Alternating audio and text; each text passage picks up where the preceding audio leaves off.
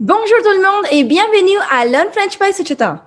Je m'appelle Suchita, votre enseignante de la langue française, and in this video, we'll talk about expression orale section A for TEF Canada examination. Before we begin with this video, I would like to introduce you to my website www.learnfrenchbysuchita.com, where you will find recorded courses for all your French language needs. We have courses for DELF A1, DELF A2, DELF B1, TEF TCF recorded course, French phonetics as well. We have special courses for our school students ranging from grade 5 to grade 8. We also have courses for university students who are enrolled in certificate course or diploma course in Delhi University. And finally, we also have courses for our school students who are aiming to appear for their DELF Preem or DELF Junior examinations. So hurry up and check it out. Now, let's just start with the video. In the speaking section, you have two tasks to handle. Just like expression écrite, here also you have two tasks to handle, that is section A and section B. Now, similar to expression écrite, here also you are rewarded on 450 points. That means you get marks out of 450 points even in expression orale. Now, the speaking section, it lasts for about 15 to 20 minutes. It's actually a face-to-face conversation with your examiner, okay? Now, the goal is what? The goal is to assess your ability to express yourself in the spoken French. How well do you speak French, okay? Now, in this video, we'll specifically talk about section A. The first section in your expression orale, that means your speaking test in TEF Canada examination, is always a formal conversation. It will always be a formal conversation. Now, what will be the instructions? The instructions would be, you have read an advertisement in a newspaper or maybe on an internet site, and you are interested in that. You need to call that particular person to ask more information about the advertisement. So basically, the first section is about posing the question. You need to ask questions to the examiner who will be playing the role of maybe the owner or the person who has published the advertisement. You need to ask your examiner certain questions about that advertisement because you're interested in that. And you need to prepare at least 10 questions. That's what the instruction says in your exam, okay? Now, how does it go about?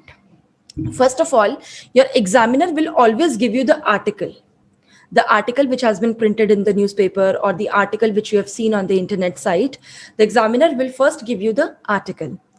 You read the article. When you are done reading the article, the examiner will ask you, have you understood it?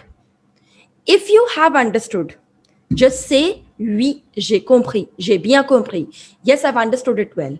But if you have not understood it well, then do not say that I have understood. Because if you have not understood the question, then you will not be able to frame your questions well. You will not be able to have a proper conversation with the examiner. So if you have not understood a particular paragraph or maybe a particular word in the paragraph, then you can ask your examiner that I have not understood it. Okay? So when your examiner asks, have you understood the subject? Est-ce que vous avez bien compris la situation? So just, if you have understood, say that I've understood. If you haven't, just say that frankly. That will not deduct your marks. Okay?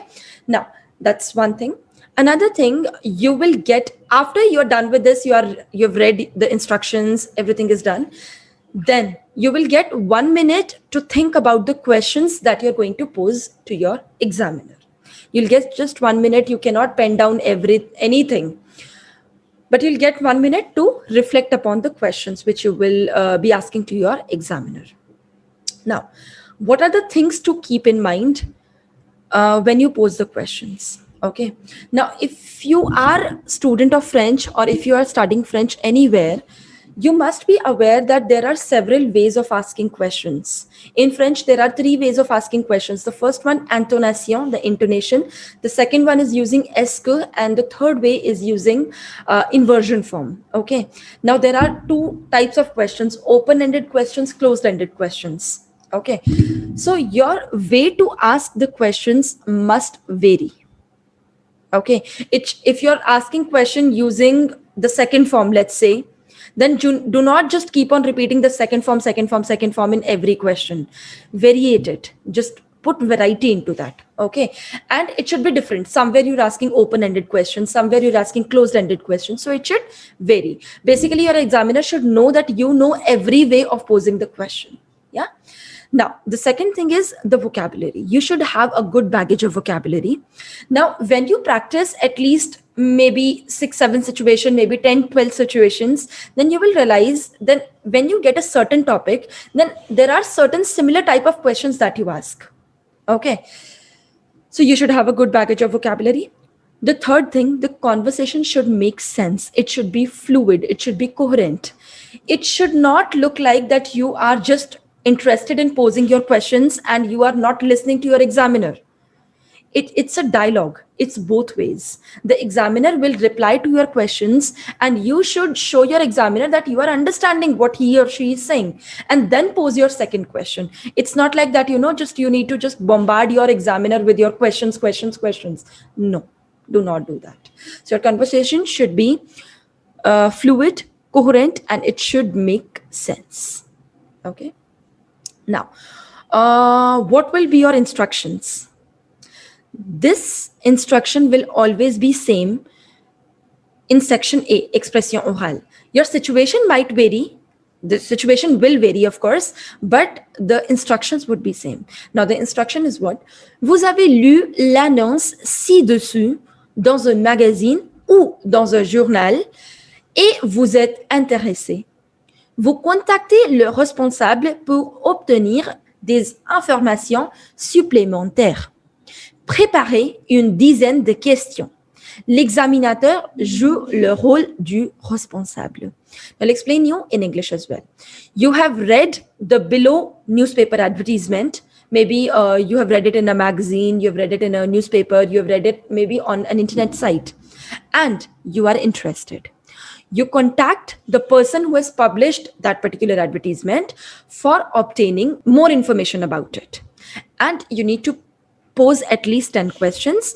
Examiner will always play the role of the person who has published this advertisement. Let's talk about the strategy. What should be your strategy for attempting section A of expression orale? So whatever dialogue you will get, you need to divide your dialogue into 3 parts. Okay. The first one should be introduction. That means your introduction.